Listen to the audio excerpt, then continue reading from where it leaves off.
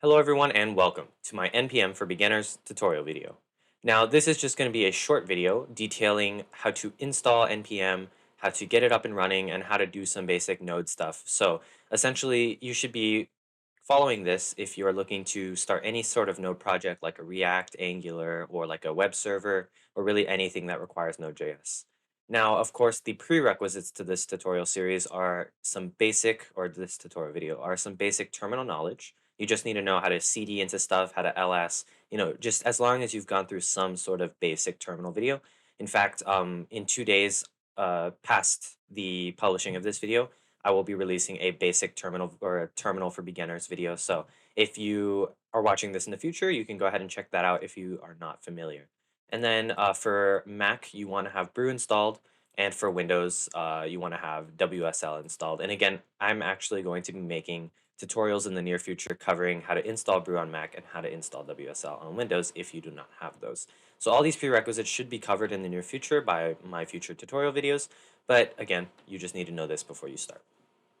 In this video, again, we are going to be covering installation, how to initialize a project, installing and uninstalling packages, and how to run NPM scripts, which I won't go into too much detail here because I don't have any specific scripts to be running, but if we will be running something in the future.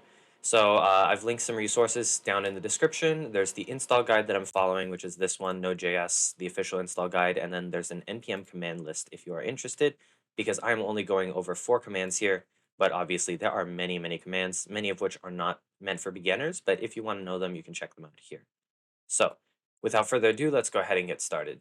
So to install NPM, what you want to do is you want to install Node.js. So you come into Google and search install Node. Now the reason for this is NPM stands for Node Package Manager, and it is essentially a tool that lets you interact with Node.js code. But there's no point in installing NPM on its own, and I'm not even sure if you can. So you just install Node.js. It should be the first link here, nodejs.org, download. I come here to the installing Node.js via package manager. So if you go to downloads, it should be somewhere here. Yeah, right here. It'll be in this additional platforms via package manager link here. So once you're here, depending on what operating system you're running on, if you're running on Mac or just Mac, then you will come here and click Mac OS. But if you are running on Windows or Linux, you want to click Debian and Ubuntu based Linux distributions. The reason for this being this NPM tutorial does not cover installing NPM on Windows natively. Personally, because as a developer who has worked on all three Linux, Mac, and Windows, I can say with absolute or with relative certainty that if you are looking to become a web developer of any kind, I highly recommend using WSL, which is essentially running Linux on your Windows computer. The reason for this being you actually cannot do a lot of testing of backend and things like that very easily with the Windows terminal, and it's just a hassle. In fact, WSL is made by Microsoft, it's made by Windows, and they highly encourage it for developers. So, of course, I will be making a tutorial on how to set this up. So, basically, we will only be installing for Linux and Mac, and of course, if you are running Windows, then you have Linux if you install WSL. So, yeah, so we're going to go ahead and start off with the Mac installation guide. So of course, if you want to install Mac with Bash, you can do this. Now, this is a little bit of a hassle, but I really recommend Brew again if you are trying to become a web developer or something like that. Brew is a very good package manager for Mac, and all package managers do is they make it very easy to install programs. So in the future, you're going to need to install more than Node. Say you need to maybe set up a Python web server if you are a Python developer, or you need to set up anything besides Node like an SQL server or any sort of back database, stuff like that, you might want to use Brew because it just makes the whole process a lot easier. So I recommend you install Brew, which again I will be making a tutorial on, but you just want to run brew install node once you have that ready, and then that will just get node installed for you. So that'll take off your installation. Now, if you are on Windows, it's just slightly different. Let me search for it.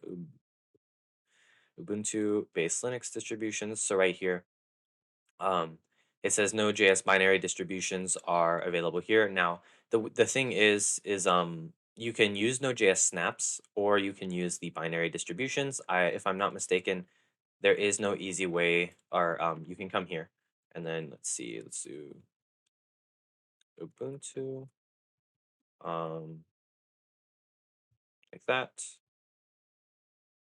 Uh, And then yeah, so if you just want to install using apt and all that, so of course if you want to run install Node.js version 15, 14, 12, you can use these commands. So if you're running WSL or Linux, I mean, use whatever you want, but in my WSL tutorial, you install Ubuntu Linux, so you just run these two commands here and you will install Node.js 15. If you know a specific version, of course, you can copy the specific command to install that version. In addition, you can use the NVM, the Node version manager. I'm not going to be going over that in this video, but if you want, you can look up a tutorial on that, and that will let you basically switch between these Node.js versions because sometimes you have a program that only works on Node.js version 12 and then one that only works on Node.js version 15, for example. So you need to be able to easily switch between the two to do development on both. But yeah, for pretty much, you can just come here. And again, we just came to, there's a little bit, a couple hoops that you have to go through, but just search Ubuntu. So in order to get to this page, you want to click Node.js binary distributions. And then you want to scroll all the way down on this README to this right here. Or not to this, but you want to come up to the table of contents, Debian and Ubuntu. Then you scroll down from here. And of course, you have your install commands just like that, and you paste and run those in the terminal. So once you have that all installed, then you can successfully now use NPM. So again, this, I actually should have added it, my bad. It's a little too late, but I'm going to add it anyways. So I mean VS Code slash other IDE. This video will only be using VS Code because that's the IDE I use. It's the most popular IDE in all of the software engineering space. So most people would, this would be applicable for most people. If you are in VS Code, in order to open up and start your project, you want to hit File and then Open Folder, and then that'll open up your folder explorer, and you just want to open the folder where you're putting your code. And once you have that already, then you can hit View and then terminal like this. It's, or you could do Control Backtick slash. I think it's always Control Backtick. I'm not sure if it's Command Backtick on Mac. It might be, but backtick is right above your tab. It's that little. It's to the left of your one key, and it's above your tab key. Once you have that already, it'll pull up your terminal. And again, I'm assuming you have basic terminal knowledge, so you want to ls. Let's just see what's here. It's a little hard to see because of the coloring, but I'm gonna go ahead and cd into my other folder and then into my npm folder because that's where I'm holding this code here. And once I'm in there, I'm just going to type clear to clear my screen. And once you're in here, now you'll notice you can type npm-v and that'll print something. Before you installed npm in Node, this wouldn't have actually printed anything. So once, if it actually returns something, then you know you installed correctly. If it gives you some sort of error, then I recommend going back in this tutorial and making sure you installed Node correctly. Now, once you have that already, you can type npm init to create a project. So npm init will basically start your project, package name. So you could say my underscore project.